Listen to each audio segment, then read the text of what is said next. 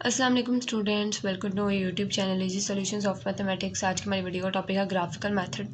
Operational research के अंदर graphical method जो है ये एक इम्पॉर्टेंट मेथड है। इसका क्वेश्चन जो है अक्सर पेपर्स में आता है। आज की वीडियो में हम लोग जो है ग्राफिकल मेथड के बेसिक कॉन्सेप्ट जो हम लोग पहले पढ़ चुके हैं, एफएससी इंटर लेवल के ऊपर किए हुए हैं, वो रिवाइज करेंगे। उसके बाद हम फॉर्मेशन ऑफ एलपीपी और उसके अंदर किस तरह से स्टेटमेंट वाले क्वेश्चन को हम एलपीपी में बनाते हैं, उसके बाद उनके एसोसिएटेड इक्वेशंस, उसके बाद ग्राफ बनाते हैं, कॉर्नर पॉइंट्स वगैरह। उसके लिए सबसे पहले ये कुछ एग्जांपल्स हैं। इनमें मैं आपको बताऊंगी किस तरह से हम लोग एक्स इंटरसेप्ट वाई इंटरसेप्ट निकाल के ग्राफ बना सकते हैं। उसके बाद उनके कॉर्नर पॉइंट्स कैसे निकलेंगे। बाकी हम फॉर्मेशन ऑफ एलपीपी इसके बाद करेंगे। अच्छा जी, एग्जाम्पल नंबर 1 ये लिखी हुई है। इसके अंदर सिंपल करना ये है कि जो हमारी equality greater than equal to है 21। अब इसके अंदर आपने कंफ्यूज नहीं करना वो सिलेक्ट प्लस वेरिएबल को और इसको। वो सिंपलेक्स मेथड में है, वो और चीज़ है। लेकिन जब ग्राफिकल मेथड में बात आती है तो हमने सिंपल जो है इन इक्वालिटी को इक्वालिटी में चेंज कर देना है। एसोसिएटेड इक्वेशन इज, इसकी एसोसिएटेड इक्वेशन ये है कि हमने सिंपली इन इक्वालिटी को इक्वालिटी में चेंज कर देना। इसको इक्वेशन नंबर 1 कह दिया। उसके बाद x intercept and y intercept. X intercept क्या है, हमने एक्स इंटरसेप्ट निकालने के लिए हमने वाई को 0 कर देना है, और वाई इंटरसेप्ट निकालने के लिए हमने एक्स को 0 कर देना है। यहाँ पे जब हमने वाई को 0 किया तो 3 जो है हमारे पास जो है वो 7 है, एक्स की वैल्यू 7 देगा। 3x इज इक्वल टू 21 और एक्स इधर जाकर डिवाइड और 7 हो गया। इसी तरह से जब हम x को 0 करेंगे तो y हमें यहाँ पे वैल्यू 3 देगा। उसके बाद सिंपल अब हमारे पास जो पॉइंट्स आए हैं वो x पे 7 है, पॉजिटिव x पे, और पॉजिटिव y पे 3 है। ग्राफ बिल्कुल पता हो गया, ये ग्राफ सा ग्राफ मैंने बनाया है। इसके अंदर सारी ये पॉजिटिव वैल्यूज़, इधर भी पॉजिटिव वैल्यूज़ होती हैं, इधर नेगेटिव होती हैं और इधर भी नेगेटिव होती हैं, आपको पता ही होगा। उसके बाद y का यहाँ पे हमने 3 लिया, y पे ये y एक्सिस है और ये x एक्सिस, वाई एक्सिस और एक्स एक्सिस पे हमारे पास यानी एक्स की वैल्यू 7 है, यहाँ पे हमने 7 ले लिया और ये वाई ले लिया और हमने लाइन लगा दी, हमारे पास ग्राफ बन गया, सिंपल। उसके बाद आता है ओरिजिन टेस्ट। ओरिजिन टेस्ट में क्या होता है कि हमारी जो गिवन इनइक्वालिटी होती है उसमें हम एक्स और वाई दोनों को 0 कर देते हैं। यानी जितने भी वेरिएबल्स होते हैं, 3 भी हो, एक्स वाई जी भी हो, या एक्स वाई हो, या खाली एक्स हो खाली वाई हो, या एक्स वाई हो, या एक्स वाई जी, तीनों हो, यानी जितने भी वेरिएबल्स होते हैं इन इक्वालिटी में हम उनको 0 कर देते हैं। उसके बाद हम देखते हैं, अब यहाँ पे भी एक्स को और वाई को 0 करेंगे हम तो ग्रेटर दैन इक्वल टू 21 आएगा। ये देखिए मैंने पुट 0 0 इन 1, 3 की एक्स की जगह पे भी 0, वाई की जगह पे भी 0 आ गया, ग्रेटर दैन 21। अब हमें पता है कि 0 ग्रेटर दैन इक्वल टू 21 नहीं होता। 0 ग्रेटर दैन इक्वल टू 21 जो है वो नहीं होता, ये फॉल्स है, क्योंकि 0 तो लेस होता है 21 से। तो ये हमारे पास इनइक्वालिटी फॉल्स आ गई है। फॉल्स आ गई है, इसका क्या मतलब है, जब ओरिजिन टेस्ट फॉल्स हो जाता है, अगर ट्रू हो जाए तो हम ओरिजिन की तरफ शेडिंग करते हैं, और अगर फॉल्स हो जाए तो ओरिजिन से दूसरी तरफ। अब क्योंकि हमारा ओरिजिन टेस्ट फॉल्स हो गया है तो हम लोग यहाँ पे इस तरह से शेडिंग करेंगे। ये ग्राफ पेपर पे करते थे इंटर में हम लोग, बट चाहे तो ग्राफ पे कर लें, लेकिन ये मोस्टली शीट्स पे ही करने होते हैं क्वेश्चन। ये शेडिंग करती ऐसे, पर ये थोड़ी सी मैंने पेंसिल से शेडिंग करती। नेक्स्ट क्वेश्चन देखते हैं। उसी के नीचे एग्जांपल नंबर 2 है। उसके अंदर हमारे पास तीन कॉन्स्टेंट्स हैं, यानी एक उन्होंने सिर्फ बता दिया कि y greater than equal to 0 है, इसको हम बाद में देखेंगे। लेकिन जो 2 कॉन्स्टेंट है जिनको हमने x y इंटरसेप्ट के लिए सॉल्व करना है वो ये है। सबसे पहले दोनों के एसोसिएटेड इक्वेशंस बना ली, दोनों की इनइक्वालिटीज़ को इक्वल में चेंज कर दिया। उसके बाद यहाँ पे हमने x इंटरसेप्ट के लिए y को 0 किया तो हमारे पास x 5 आ गया।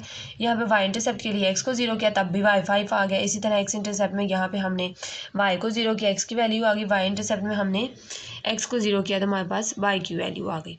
अब हमारे पास पॉइंट्स बन गया 5 5 और -1 और 2। अब हम अगेन ग्राफ बनाएंगे और इसके ऊपर इसको प्लॉट करेंगे।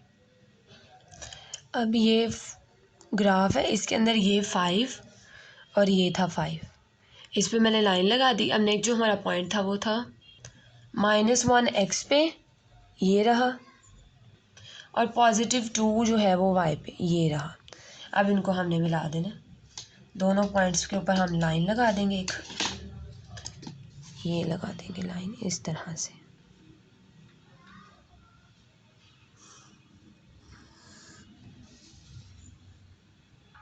अब हमने क्या करना है, अब हमने इसको, ये हमारी L1 वाली थी, लाइन नंबर 1 इसको L1 नाम दे देंगे, ये हमारी लाइन 2 थी, इसको L2 नाम दे दिया। अब रीजन टेस्ट किया दोनों में, इसमें इस साइड पे पहली इनइक्वालिटी में हमने दोनों 0+0 यानी x और y को 0 पुट किया, 0+0 < 5। अभी देखें 0 < 5, ये चीज़ हमें पता है कि 0 5 से लेस ही होता है, तो ये ट्रू है। उसके बाद है 0 < 2, ये भी ट्रू है, दोनों ट्रू हैं। इसका मतलब है ये लाइन सबसे पहले लाइन नंबर 1 भी ओरिजिन की तरफ शेडिंग होगी और लाइन नंबर 2 भी ओरिजिन की तरफ शेडिंग होगी। अब अगर हम इसको शेडिंग करते हैं, खाली ये वाली लाइन होती सिर्फ, तो यहाँ पे हम सारा शेड कर देते, लेकिन अब ये वाली लाइन भी, इसको भी हमने देखना है। अब हम इसकी शेडिंग किस तरह से करेंगे कि अगर हम लोग फॉर एग्जांपल L1 की शेडिंग सारी यहाँ पे कर देते हैं पूरी, क्योंकि ओरिजिन की तरफ आना तो सारी यहाँ पे कर देते हैं, फिर L2 के ऊपर भी आ जाएगी, हमने ऊपर नहीं जाना क्योंकि L2 का भी ट्रू है, L1 का भी ट्रू है। सो हम लोग शेडिंग जो है इसकी इस तरह से करेंगे और L2 की भी इधर को करेंगे, कॉमन के अंदर जो उनका कॉमन एरिया था यहाँ पे, ये इस एरिया पे इसकी शेडिंग होगी। ये मैंने इसकी शेडिंग कर दी सारी अंदर तक। अगर आपको थोड़ा लाइट नज़र आ रहा है तो मैं बता दूं, ये एरिया जो है ना ओरिजिन की तरफ जितना भी था, इसमें मैंने शेडिंग की है, ये इसकी और इसके कॉमन एरिया में। अब हमने अपने पॉइंट्स देखने हैं। इस पॉइंट पे हमारे पास आया है x पे -1 है, लेकिन y यहाँ पे 0 है, तो -1 0। ये वाला जो पॉइंट आया है हमारे पास, इसमें ये हमारे पास x जो है वो 5 है, लेकिन y यहाँ पे भी 0 है, तो ये 5 0 आ गया। उसके बाद हमें इस पॉइंट का नहीं पता, इसे कहते हैं कॉर्नर पॉइंट्स। इसमें उन्होंने कहा था हमें कि हमने शेडिंग भी करनी है, उसके अलावा हमने कॉर्नर पॉइंट्स भी निकालना है। शेडिंग हमने कर ली, अब हमने इसके कॉर्नर पॉइंट्स निकालने हैं। ये जितना एरिया हमने शेड किया है इसके पॉइंट्स, इसका -1 0, इसका 5 0 आ गया। इस पॉइंट का हमने कॉमन पॉइंट निकालना है, तो हम क्या करेंगे, ये L1 और L2 का इंटरसेक्शन पॉइंट है, तो हम दोनों के इंटरसेक्शन पॉइंट निकालेंगे, यानी दोनों की इक्वेशंस को सॉल्व करेंगे। सिंथेटिक डोमेन कह रही हूँ, साइमल्टेनियसली सॉल्व करके। अच्छा जी, to find the point of intersection L1 और L2 की दोनों इक्वेशंस ये हैं। इन दोनों को मैंने क्या किया है, सब्ट्रैक्ट कर दिया। सब्ट्रैक्ट करने से हमारे पास y से कैंसिल हो गया, सिर्फ 3x = यहाँ पे 3 आ गया, क्योंकि जब हम लोगों ने सब्ट्रैक्ट करते हैं तो नीचे साइन चेंज हो जाते हैं। तो x = 1 आ गया, सीधे हमने y की वैल्यू निकाल दिया और हमारा जो कॉर्नर पॉइंट है वो 1 और 4 निकल आया है। तो अब हम ग्राफ के ऊपर लिख देंगे, यहाँ पे हमारा जो पॉइंट है वो 1 4 निकल आया। इस तरह से हमारे कॉर्नर पॉइंट्स भी निकल आए। अब जो हमारी मेन एग्जांपल यानी कि मेन पर्पस है हमारा, जो ऑपरेशनल रिजल्ट में इस तरह के क्वेश्चंस आपको देखने को आते हैं। अब हम मेन अपनी यानी जो LPP प्रॉब्लम दी गई है, लीनियर प्रोग्रामिंग प्रॉब्लम, इसको हम किस तरह से सॉल्व करते हैं। इसका हमने ग्राफ बनाना है, कॉर्नर पॉइंट्स निकालने हैं और ये मैक्सिमाइज़ का क्वेश्चन है। मैक्सिमाइज a = 2x + 3x और हमने मैक्सिमम वैल्यू भी इसकी फाइंड करनी है। अब सबसे पहले हम लोग एसोसिएटेड इक्वेशंस बनाएंगे, सेम वही पिछला प्रोसेस। ये मैंने एसोसिएटेड इक्वेशंस बना ली। उसके बाद इक्वेशन नंबर 1 नाम दे दिया 2 3। उसके बाद मैंने इक्वेशन नंबर 1 के XY इंटरसेप्ट निकाल लिए, इक्वेशन नंबर 2 के XY इंटरसेप्ट निकाल लिए, इक्वेशन नंबर 3 के XY इंटरसेप्ट निकाल लिए और अब हमारे पास जो पॉइंट्स आए हैं इनको हम ग्राफ पे प्लॉट करेंगे। तो ये मैंने ग्राफ बना लिया। मैंने बॉल पेन के साथ बनाया ताकि क्लियर नहीं नज़र आए। x की वैल्यू 4, y की वैल्यू 3, ये अभी इसको लाइन लगा लेंगे हम। ये आगे लाइन L1। उसके बाद नेक्स्ट जो है हमारी वो है 2 और 4, ये भी पॉजिटिव है, +2 और यहाँ से पॉजिटिव ही हमारे पास है 4, तो यहाँ से +2 और +4, ये हमारे पास L2 आ गई। अब हमें 3 जो है वो 2 और -4 है, +2 और -4 यहाँ पे, और ये आ गई हमारे पास L3। अब इन सब के अंदर हमारा जो ये वाला एरिया, अब हमने सबसे पहले शेडिंग करनी है, ओरिजिन टेस्ट देखते हैं। तीनों का ओरिजिन टेस्ट किया, तीनों इनइक्वालिटीज़ का, इसमें इसका भी तीनों इनइक्वालिटीज़ जो गिवन है उनका पहले का ट्रू आ गया, दूसरे का भी ट्रू आ गया, तीसरे का भी ट्रू आ गया, मतलब मीन्स के तीनों ही ओरिजिन की तरफ है। अब अगर हम L1 को ओरिजिन की तरफ देखें, L2 भी ओरिजिन की तरफ और L3 भी ओरिजिन की तरफ, तो अब हमने इनका कॉमन एरिया लेना है, क्योंकि अगर हम L1 का सारा यहाँ से शेड कर देंगे तो ये L2 के भी ऊपर आ जाएगा और L3 के भी इस तरफ आ जाएगा, तो हमने इस तरह नहीं करना। पहले हमने L1 का ओरिजिन की तरफ देखा, उसके बाद L2 का ओरिजिन की तरफ इस तरह बन रहा है और L3 का ओरिजिन की तरफ इस तरह से बन रहा है। तो हमने इतना एरिया जो है ये वाला, ये मैंने कलर कर दिया है पेंसिल के साथ, इतना एरिया। अच्छा, अब आपके जहन में ये सवाल भी आ रहा होगा कि L3 जो है ये वाला भी तो ओरिजिन की तरफ है, लेकिन हमने ये नहीं करना। क्यों नहीं करना वो मैं आपको बताती हूँ। हमारे पास x greater than equal to 0 है और y greater than equal to 0 है। x ग्रेटर देन और y greater than equal to 0 यानी दोनों पॉजिटिव हैं। तो हमें पता है फर्स्ट जो क्वाड्रेंट होता है उसके अंदर हमारे पास x भी पॉजिटिव होता है, y भी पॉजिटिव होता है। यहाँ पे x और y दोनों पॉजिटिव हैं, x और y दोनों पॉजिटिव है, इसलिए हमने यहीं पे डिफरेंशिएट करना है, हमने फर्दर आगे नहीं जाना। अब हमने देखने हैं इनके पॉइंट, जितना शेडिंग एरिया होता है ना वहाँ पे हमने पॉइंट्स देखने होते हैं। ये वाला जो पॉइंट है हमारे पास ये है ये y का है, यहाँ पे x 0 है, x 0 है और y 3 है, एक पॉइंट ये आ गया। दूसरा पॉइंट ये ओरिजिन पे है, ये 0 0 हो गया। तीसरा पॉइंट ये है, ये क्या होगा, ये वाला पॉइंट हमारे पास यहाँ पे लिखती हूँ मैं, x पे 2 है और y यहाँ पे 0 है, तो ये 2 0 आ गया हमारे पास। अब हमें ये वाला पॉइंट चाहिए, ये जितना एरिया शेड किया हुआ है उसके पॉइंट्स निकालें। अब ये वाला पॉइंट चाहिए हमें, तो ये अब हमने देखना है, ये देखें ये लाइन नंबर 2 और लाइन नंबर 1 दोनों के इंटरसेक्शन से ये वाला पॉइंट आ रहा है, दोनों एक दूसरे पे इंटरसेक्ट करेंगे। अब हमने लाइन नंबर 1 लेनी है और लाइन नंबर 2 लेना है और इनको साइमल्टेनियसली सॉल्व करके वैल्यूज़ निकालनी है। जिन दो लाइंस का पॉइंट होगा उन्हीं दो इक्वेशंस को सॉल्व करना है। आप ये नहीं कर सकते कि 1 और 2 का पॉइंट है तो आप 3 को बीच में मिला कर सॉल्व करना है, ऐसा नहीं होगा। चलें जी, for intersection point in 2 and 1, यानी लाइन नंबर 1 और 2 में हम लोग ने इंटरसेक्शन पॉइंट निकालना है। For intersection point in 2 and 1, 2 multiply by 4 and add, यानी कि यहाँ तक हम लोगों ने कहा कि इंटरसेक्शन पॉइंट निकालने के लिए 2 और 1 का हम लोगों ने क्या किया, इक्वेशन नंबर 2 को मल्टीप्लाई बाय 4 किया है और उन दोनों को ऐड कर दिया है। जो नई इक्वेशन रिजल्ट आएगी ना 2 में 4 मल्टीप्लाई बाय 2 करने के 2 को मल्टीप्लाई बाय 4 करना है। मल्टीप्लाई बाय 4 करने के बाद जो इक्वेशन का रिजल्ट आएगा उसको 1 में ऐड कर देना है, इस तरह से। अब हमारे पास ये दोनों कैंसिल हो जाएंगी, x इज़ इक्वल टू 4 आ जाएगा और यहाँ पे इसी तरह हमारे पास y माइनस 1 आ जाएगा। और कॉर्नर पॉइंट्स हमारे पास क्या आ गए, 0 0 2 0 4 माइनस 1 और 0 3। अब ये जो हमारा आया था ये 4 माइनस 1 है, तो हम यहाँ पे भी लिख लेते हैं, ग्राफ में भी ये है 4 माइनस 4, हाँ जी 4 माइनस 4 था, 4 माइनस 1 कह रही थी। कॉर्नर पॉइंट्स आ गया। अब हमने कॉर्नर पॉइंट्स करने तक तो हमने काम कर लिया था, अब हमने निकालने हैं मैक्सिमम और मिनिमम वैल्यू किस तरह से निकालते हैं। सबसे पहला हमने कॉर्नर पॉइंट उठाना है। जी की वैल्यू हमारे पास क्या थी, जी की वैल्यू हमारे पास थी 2x + 3y। इसके अंदर हमने वैल्यूज़ पुट करती जाने हैं बारी बारी। एट 0 0 जब हमने इस जी वाली इक्वेशन में 0 0 पुट किया तो हमारे पास जी इज इक्वल टू 0 आ गया। उसके बाद हमने देखना है यहाँ पे हमारे पास वैल्यू 0 की 0 आ गई।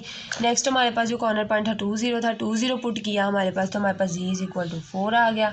अगला कॉर्नर पॉइंट 4 माइनस 4 था, जब हमने वो पुट किया यहाँ पे तो हमारे पास जी इज इक्वल टू -4 आ गया। लास्ट पॉइंट था हमारे पास 0 3, जब हमने वो पुट किया हमारे पास जी इज इक्वल टू 9 आ गया। क्योंकि क्वेश्चन मैक्सिमाइज का है तो फंक्शन इज मैक्सिमाइज एट 0 3। यहाँ पे देखें, सबसे पहले मैं आपको दिखा दूँ, फंक्शन है मैक्सिमाइज का। मैक्सिमाइज का है तो हम लोगों ने क्या किया, हम लोगों के जो पॉइंट्स आए थे, पहले की वैल्यू 0 थी, दूसरे की 4 थी, थर्ड वन जो है हमारे पास वो -4 है और लास्ट 9 है और 9 सबसे बड़ी वैल्यू है। तो function is maximize at 0 3 and maximize value is 9, यानी कि पॉइंट 0 3 पे हमारा फंक्शन मैक्सिमाइज है और जो वैल्यू है वो 9 है, मैक्सिमम वैल्यू। अब अच्छा, मैंने आगे एक क्वेश्चन है उसके अंदर से मैंने कॉर्नर पॉइंट्स तक, अब कॉर्नर पॉइंट्स तो आप लोगों को निकालने आ गए होंगे तो वो तो ज़रूरत नहीं है मुझे बार बार बताने की। तो ये मैंने क्या किया, एक मिनिमाइज़ की प्रॉब्लम थी जिसके अंदर मैंने कॉर्नर पॉइंट्स डायरेक्ट लिख लिए हैं क्योंकि ये आप निकाल सकते हैं। तो मैंने आपको सिर्फ समझाने के लिए कि एक मिनिमाइज़ का क्वेश्चन है, ये उसके कॉर्नर पॉइंट्स आप कहीं से भी बुक से लेके, आपको सेकेंड ईयर की बुक में भी ये मिल जाएंगी एग्जाम्पल्स, वहाँ से भी प्रैक्टिस कर सकते हैं। एक डायरेक्ट मैंने कॉर्नर पॉइंट्स लिए हैं और अब मैंने आपको बताया कि मिनिमाइज वैल्यू का देखते हैं। सबसे पहले कॉर्नर पॉइंट को हमने जो फंक्शन दिया हुआ था g is equal to 3x + y था, 3x + y में हमने यहाँ पे x की जगह पे 0, y की जगह पे हमने 3 पुट किया तो 3 आ गया जी। उसके बाद दूसरा पॉइंट ये था, ये जब हमने पुट किया हमारे पास 147 डिवाइडेड बाई 13 आ गया और लास्ट पॉइंट था 9 0, जब हमने वो जी में पुट किया तो हमारे पास जी जो है वो इज़ इक्वल टू 7 आ गया। क्योंकि क्वेश्चन मिनिमाइज था तो हमें देखना है जी की वैल्यू यहाँ पे कौन सी मिनिमम है। ये 3 है, ये 147 डिवाइडेड बाय 13 है और ये 27 है। तो हमारे पास जो मिनिमम यानी सबसे मिनिमम वैल्यू जो आ रही है वो 0.3 पे 3 आ रही है। इसकी भी अगर फ्रैक्शन को सॉल्व करें यानी इसको पॉइंट्स में करके देखें फ्रैक्शन में, इसकी फ्रैक्शन ख़त्म करके अगर हम इसे एक नंबर के फॉर्म में देखें या डिवाइड करके देखें तो हमारे पास ये 3 से बड़ा आएगा और ये 27 भी 3 से बड़ा है। तो हमारा जो फंक्शन है वो मिनिमम एट 0.3 और मिनिमम वैल्यू क्या है उसकी मिनिमम वैल्यू मैंने लिखी है यहाँ पर, मिनिमम वैल्यू लिखते हैं 3 है और ये मिनिमम वैल्यू हमारे पास आ गई है 3।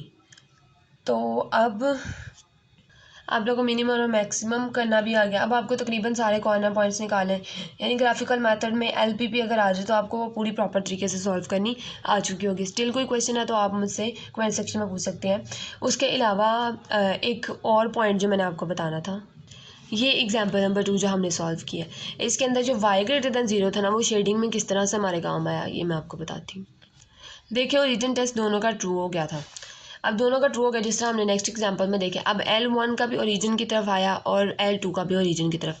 इसका इस तरह आया, इसका इस तरह से आया, इसका इस तरह से आया। तो अब हमने क्या किया, अब अगेन आपके जहन में ये क्वेश्चन आया होगा कि L1 का जब हमने ओरिजिन की तरफ करना है तो इस तरफ भी शेडिंग आ जाएगी, ओरिजिन की तरफ करना है ना तो पूरी इस तरह से शेडिंग आएगी, और L2 की शेडिंग पूरी इस तरह से आएगी, इस तरह से। लेकिन हम ऊपर ऊपर क्यों रहे हैं? ऊपर ऊपर हम लोग सिर्फ इसलिए रहे हैं कि उन्होंने हमें कंडीशन दी हुई है y greater than equal to 0। y greater than equal to 0 हमें पता है कि पहले ओरिजिन में भी y greater than equal to 0 था, यहाँ पे भी y greater than equal to 0, यानी y की वैल्यू जो है वो पहले कोऑर्डिनेट में भी पॉजिटिव होती है और सेकंड में भी पॉजिटिव होती है, नीचे जाके नेगेटिव हो जाती है दोनों में, इन दोनों में पॉजिटिव। इसलिए हमने इसकी शेडिंग जो है वो ऊपर ऊपर तक रखी है। ये पॉइंट मैं उस वक्त आपको बताना भूल गई थी, जब हमने नेक्स्ट क्वेश्चन किया तो मेरे जहन में आ गया था। चलें जी, मैंने आपको बेसिक सारे कॉन्सेप्ट समझा दिया, उम्मीद है आप लोगों को समझ आ गई होगी। तो अगर स्टिल कोई क्वेश्चन है तो मुझसे कमेंट सेक्शन में पूछ सकते हैं। मेरी वीडियो पसंद आई तो प्लीज़ वीडियो को लाइक करें, मेरे चैनल को सब्सक्राइब करें। नेक्स्ट वीडियो में इंशाल्लाह मैं आपको फॉर्मेशन ऑफ एलपीपी प्रॉब्लम यानी उसकी मैं इम्पॉर्टेंट जो पास पेपर्स में आई हुई हैं वो एग्जांपल्स करवाऊंगी। तो आप मेरे चैनल को सब्सक्राइब कर दें ताकि जो भी मैं नई वीडियो अपलोड करूं उसका नोटिफिकेशन आपको मिल जाए। Thank you so much.